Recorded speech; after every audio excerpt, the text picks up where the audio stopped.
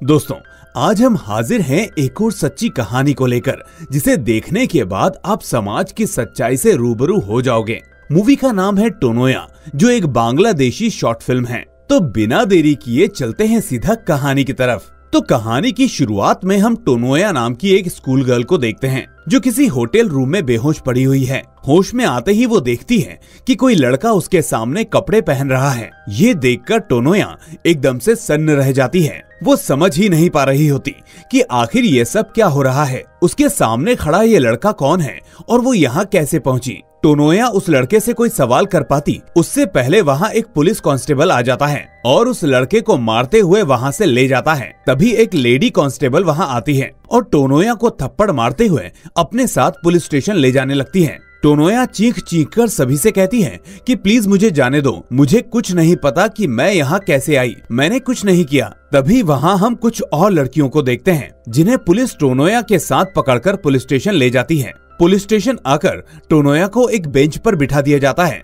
जहाँ ठीक उसके बगल में एक प्रोस्टिट्यूट बैठी होती है। तभी लेडी कांस्टेबल फिर से टोनोया के पास आकर उसे 2-4 जोरदार थप्पड़ लगाते हुए पूछती है कि बता, तू वहाँ किस किस के साथ गई थी और कौन कौन इस गिरोह में शामिल है, और वो लड़का जो तेरे साथ था क्या वो तेरा बॉयफ्रेंड है। टोनोया रोते हुए कहती है कि मैडम, मुझे कुछ नहीं पता, मैं तो उस लड़के को जानती भी नहीं और मुझे सच में कुछ याद नहीं कि मैं वहाँ कैसे पहुँची। मैं तो बस अपना एग्जाम देकर स्कूल से बाहर आई थी। मैं ऐसी लड़की नहीं हूँ मैडम, प्लीज मुझे जाने दो, मुझे कुछ नहीं पता। टोनोया लाख मिन्नतें करती है, पर पुलिस वाले उसकी एक बात नहीं सुनते, क्योंकि टोनोया के साथ जो 2 लड़कियां उन्हें वहां मिली थी वो टोनोया की ही फ्रेंड थी, जिन्हें पुलिस वालों ने रंगे हाथों अपने अपने बॉयफ्रेंड के साथ पकड़ा था। और उन दोनों लड़कियों ने खुद ये बात कबूल की थी, जिसकी वजह से पुलिस को टोनोया की किसी भी बात पर यकीन नहीं हो रहा था। इसके बाद इंस्पेक्टर टोनोया के पिता को कॉल करके कहता है कि तुम्हारी बेटी गुल खिला रही है, उसे रंगे हाथों हमने होटल में किसी लड़के के साथ पकड़ा है।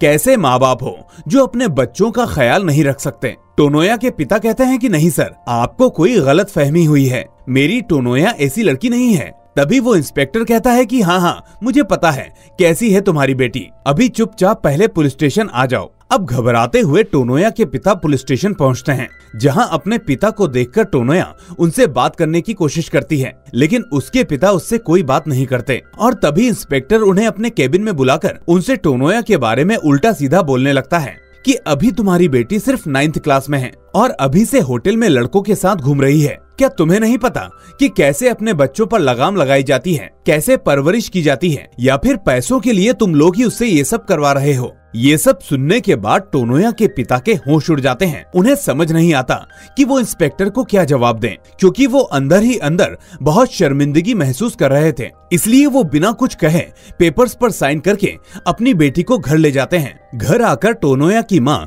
तुरंत टोनोया को घर के अंदर ले जाकर बुरी तरह से मारने लगती है और कहती है कि क्या यही दिन दिखाने के लिए तूने जन्म लिया था, पूरी सोसाइटी में हमारी नाक कटवा दी, क्या ऐसी परवरिश की थी हमने तेरी, क्या इसलिए पढ़ाया लिखाया इतना बड़ा किया कि आगे जाकर तू हमारे साथ ऐसा विश्वासघात करे। टोनोया की माँ उसे बोलने का मौका भी नहीं देती और बस पीटती ही रहती है। वहीं टोनोया का भाई बाहर से अपनी माँ को गेट खोलने के लिए बोलता है, लेकिन उसकी माँ दरवाजा नहीं खोलती और टोनोया के पिता बस शांत दरवाजे पर बैठकर यही सोचने लगते हैं कि क्या सच में उनकी बेटी, जिन्हें उन पर इतना नाज था, वो ऐसा दुष्कर्म कर सकती है। और मन ही मन सोचने लगते हैं कि कल सभी मोहल्ले वालों और रिश्तेदारों को मैं क्या जवाब दूंगा, कैसे उनका सामना करूंगा। वहीं दूसरे दिन जब टोनोया अपना एग्जाम देने के लिए स्कूल आती है, तो उसकी क्लास टीचर उसे एग्जाम में बैठने ही नहीं देती और टोनोया को बाहर लाकर उससे कहती है कि तुम अब एग्जाम नहीं दे सकती, अगर एग्जाम देना है तो जाओ पहले प्रिंसिपल सर की परमिशन लेकर आओ।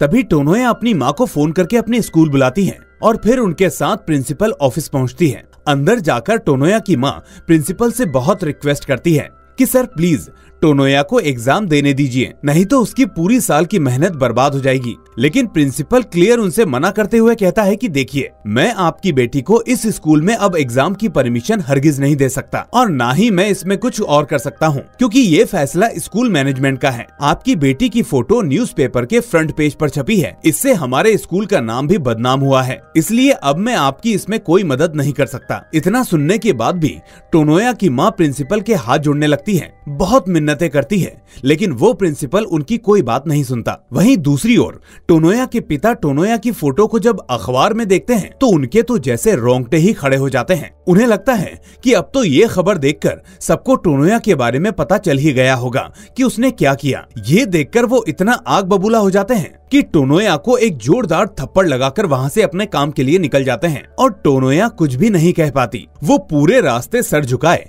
किसी आरोपी की तरह अपने मोहल्ले से निकल रहे होते हैं कि तभी उन्हें सुनाई देता है कि देखो, उसी आदमी की लड़की है वो जिसका फोटो अखबार में आया है, जो लड़कों के साथ होटल में पकड़ी गई थी। ये बात सच है दोस्तों कि आज के समय में अगर किसी के साथ कुछ भी बुरा होता है तो पड़ोसी और रिश्तेदार उसका जीना मुश्किल कर देते हैं। खैर, टोनोया के पिता उन लोगों की आवाज को नजरअंदाज करके मन ही मन दुखी होकर वहाँ से निकल जाते हैं। अब एक दिन जब वो रास्ते से जा रहे होते हैं तो उनका एक जानने वाला उनसे कहता है कि मैंने टोनोया के बारे में अखबार में सब पढ़ा और मुझे पता है कि लोग उसको लेकर तरह तरह की बातें कर रहे हैं। अब हम लोगों का मुंह तो बंद कर नहीं सकते, लेकिन अगर तुम्हें इन सब से बचना है तो जल्दी से टोनोया की कहीं शादी कर दो ताकि ये मैटर यहीं खत्म हो जाए। टोनोया के पिता कहते हैं कि हाँ, मुझे पता है, लेकिन मैं अभी अपनी बेटी की शादी नहीं कर सकता। वो अभी सिर्फ 9th क्लास में है, शादी के लिए वो अभी काफी छोटी है। ये सुनकर वो आदमी कहता है कि अच्छा, जब वो छोटी बच्ची होटल में लड़कों के साथ जा रही है तब वो छोटी नहीं है। ये सुनकर टोनोया के पिता को धक्का सा लगता है, लेकिन वो बिना एक शब्द कहे चुपचाप वहाँ से चले जाते हैं। वहीं दूसरी तरफ जब टोनोया का भाई साइकिल से कहीं जा रहा होता है तो एक लड़का उसके पास आकर उससे कहता है कि जब मैंने तुझसे कहा था कि मैं तेरी बहन से प्यार करता हूँ, तब तो तूने कहा था कि मेरी बहन ऐसी नहीं है और अब लड़कों के साथ होटल में रंग रलियां बना रही है। अब ऐसी ही बात है तो एक बार उसे मेरे पास भेज दे। ये सुनकर टोनोया के भाई को बहुत गुस्सा आता है और वो उस लड़के पर थूक देता है, जिसके बाद वो लड़का टोनोया के भाई को बुरी तरह से मारने लगता है। अब जैसे ही टोनोया का भाई घर पहुंचता है तो टोनोया और उसकी माँ उसके चोट के निशान को देखकर उससे इस बारे में पूछने लगती हैं। तो टोनोया का भाई गुस्से में चिल्लाते हुए कहता है कि ये सब तुम्हारी वजह से हुआ, पता नहीं तुम किसके साथ अपना मुंह काला करके आई हो और हम सभी को इतना कुछ झेलना पड़ रहा है। टोनोया ये सुनकर बहुत दुखी होती है और रोने लगती है। तभी टोनोया के पिता एक फैसला लेते हैं और उसकी माँ से कहते हैं कि अगर टोनोया यहाँ रहेगी तो हमें बार बार जिल्लत झेलनी पड़ेगी। मुझे तो अब घर से बाहर निकलने में भी डर लगता है। बेहतर ये होगा कि हम टोनोया को उसकी नानी के यहाँ भेज दें और उसकी पढ़ाई वहीं कराएं। टोनोया की माँ भी इसके लिए राजी हो जाती है और अगले ही दिन अपनी बेटी को अपनी माँ के घर भेज देती है। हालांकि टोनोया को अपने माँ बाप से दूर रहना बिल्कुल भी पसंद नहीं था और ये बात उसकी माँ अच्छे से जानती थी, लेकिन समाज के डर की वजह से वो अपनी बेटी को खुद से दूर भेज देती है। अब टोनोया भी अपनी नानी के घर पहुँच जाती है और ऐसे ही धीरे धीरे समय बीतने लगता है। अब जब एग्जाम का समय आता है तो टोनोया अपनी माँ को कॉल करके उनसे बात करती है, लेकिन टोनोया के पिता अभी भी अपनी बेटी से बात नहीं कर रहे थे। लेकिन अगले ही पल हमें पता चलता है कि उनका गुस्सा दरअसल एक दिखावा है। अंदर ही अंदर वो भी अपनी बेटी को लेकर काफी परेशान थे कि आखिर उनकी बेटी कैसे एग्जाम देगी, पता नहीं पास हो भी पाएगी या नहीं। खैर, रिजल्ट का समय आता है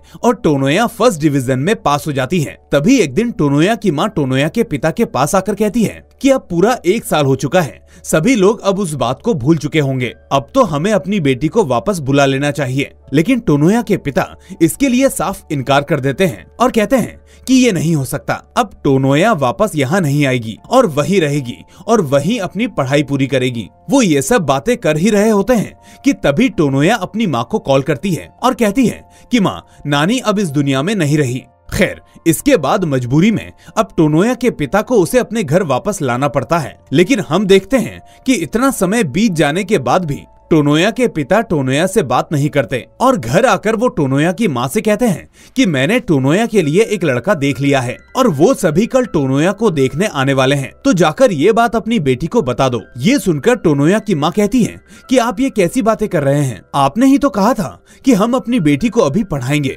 उसकी उम्र काफी कम है। लेकिन टोनोया के पिता कोई जवाब नहीं देते और वहाँ से चले जाते हैं। टोनोया की माँ अब यही बात अपनी बेटी को बताती है कि कल तुम्हें लड़के वाले देखने आ रहे हैं और अब हम तुम्हारी शादी कर रहे हैं। ये सुनकर टोनोया बुरी तरह से रोने लगती है और कहती है कि माँ, मैं अभी शादी करना नहीं चाहती, मुझे अभी और पढ़ाई करनी है और कुछ बनना है। तभी उसकी माँ कहती है कि बचपन से लेकर आज तक हमने वही किया जो तुमने कहा, क्या खाना है, क्या पहनना है, क्या पढ़ना है, और बदले में तुमने क्या किया, तुम होटल में लड़के के साथ घूम रही थी। ये सुनकर टोनोया रोने लगती है और कहती है कि माँ, क्या आपको अपनी बेटी पर बिल्कुल भी भरोसा नहीं है? क्या आपको लगता है कि मैं ऐसा कर सकती हूँ? लेकिन आप मेरी बात पर क्यों ही यकीन करोगे? आपने तो मुझसे कुछ पूछा भी नहीं, बस वही सच मान लिया जो लोगों ने आपसे कहा। क्या आप और क्या पापा, आप दोनों को अगर रत्ती भर भी मेरे ऊपर भरोसा होता तो एक बार मुझसे पूछते, ऐसे इल्जाम नहीं लगाते। लेकिन मैं क्या कहूँ, जब मेरे ही माँ बाप मुझ पर यकीन नहीं करते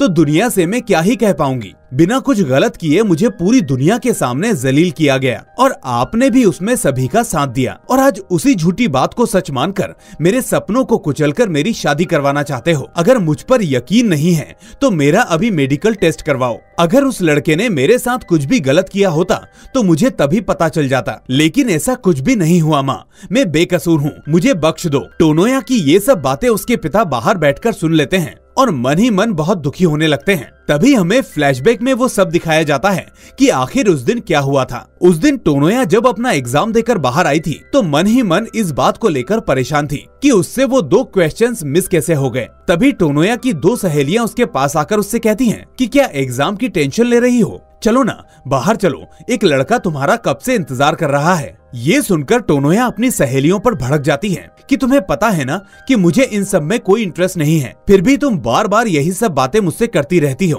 तभी दूसरी लड़की कहती है कि अच्छा छोड़ो ये सब, चलो बाहर जाकर गोलगप्पे खाते हैं। इसके बाद ये तीनों गोलगप्पे खाने के लिए बाहर आती हैं और तभी हम देखते हैं कि उन दोनों लड़कियों के बॉयफ्रेंड्स भी वहीं उस ठेले पर खड़े होते हैं। साथ में वहाँ एक और लड़का होता है जो काफी दिनों से टोनोया से बात करने की कोशिश कर रहा था, लेकिन टोनोया हमेशा उसे इग्नोर करती रहती थी। खैर आज भी वो उसे इग्नोर करके गोलगप्पे खाने लगती है। तभी अचानक उसे चक्कर आने लगते हैं और वो बेहोश हो जाती है। यानी उन लड़कों ने पहले ही उसमें बेहोशी की दवा मिला दी थी, जिसमें टोनोया की दोनों सहेलियां भी शामिल थी। इसके बाद वो सभी होटल में आ जाते हैं और जब तक वो लड़का टोनोया के साथ कुछ कर पाता तब तक उस होटल में पुलिस की रेड पड़ जाती है और सभी को गिरफ्तार कर लिया जाता है। यहाँ हम साफ देख पाते हैं कि टोनोया के साथ कुछ भी ऐसा वैसा नहीं हुआ था, लेकिन फिर भी समाज ने उसे पूरी तरह से बदनाम कर दिया था। अब सीन यहाँ से प्रेजेंट डे पर शिफ्ट होता है, जहाँ ना चाहते हुए भी टोनोया को तैयार होना पड़ता है क्योंकि लड़के वाले उनके घर आने वाले थे। टोनोया तैयार होकर अपने माँ बाप के सामने आ जाती है, जहाँ उसकी माँ उसे देखकर बहुत खुश होती है कि उनकी बेटी कितनी प्यारी लग रही है, लेकिन टोनोया की आंखों में आंसू होते हैं। तभी कुछ देर में वहाँ लड़के वाले आ जाते हैं और वो टोनोया को देख भी लेते हैं। इसी बीच बिचौलिया या कहें ब्रोकर जो ये शादी करवा रहा था, वो टोनोया के पिता को साइड में ले जाकर उनसे कहता है कि भाई लड़के वालों को तुम्हारी बेटी पसंद है, लेकिन उन्हें वो बात भी पता है जब तुम्हारी बेटी होटल में लड़के के साथ पकड़ी गई थी, मतलब तुम्हारी बेटी अब वर्जिन तो रही नहीं, इसलिए लड़के वालों की कुछ डिमांड बढ़ गई है। ये सुनते ही टोनोया के पिता का दिमाग खराब हो जाता है और वो गुस्से में लड़के वालों के पास जाकर उनसे कहते हैं कि आखिर क्या जानते हैं आप मेरी बेटी के बारे में? क्या मेरी बेटी बाजार में मिलने वाला कोई सामान है जिसे आप सेकंड हैंड बोल रहे हैं? आपकी हिम्मत कैसे हुई मेरी बेटी के बारे में ऐसी उल्टी सीधी बातें करने की? मैं अभी के अभी इस रिश्ते को ठुकराता हूँ। अगर उसकी शादी आप जैसे लोगों के यहाँ हुई तो वो कभी खुश नहीं रह पाएगी, जिंदगी भर बस रोती ही रहेगी। ये कहकर वो उन लड़के वालों को वहाँ से भगा देते हैं और अपनी बेटी की तरफ देखने लगते हैं। आंखों में आंसू लिए टोनोया भी अपने पिता को देखने लगती है, जो कितने समय से उससे बात भी नहीं कर रहे थे। अपनी बेटी की आंखों में आंसू देखकर अब वो भी रोने लगते हैं और टोनोया को गले से लगा लेते हैं। आखिरकार टोनोया के पिता को अपनी गलती का एहसास हो गया था कि कैसे उन्होंने समाज के डर की वजह से लोगों की बातों को मानकर अपनी ही मासूम बेटी को गलत समझा, उसे थप्पड़ मारा, उसकी बात नहीं सुनी, उसे खुद को साबित करने का कोई मौका नहीं दिया। और इसी के साथ ये ट्रू स्टोरी का होता है दी एंड। दोस्तों, इस कहानी में ये बात साफ दर्शाई गई है कि किसी की भी बातों में आकर हमें सीधा फैसला नहीं लेना चाहिए। जरूरी ये है कि हम पहले सामने वालों को भी मौका दें, बात की गहराई तक जाएं और फिर जाकर ठंडे दिमाग से फैसला लें, वो भी बिना सामाजिक दबाव में आकर। खैर, आपको ये मूवी कैसी लगी हमें कमेंट करके जरूर बताएं और कहानी पसंद आई हो तो वीडियो को लाइक करके अपने दोस्तों के साथ शेयर करना ना भूलें। साथ ही अगर आपको हमारा ये काम पसंद आता है तो चैनल को सब्सक्राइब जरूर कर लें। हम फिर मिलेंगे एक और ऐसी ही शानदार एक्सप्लेनेशन के साथ। Till then take care and thanks for watching.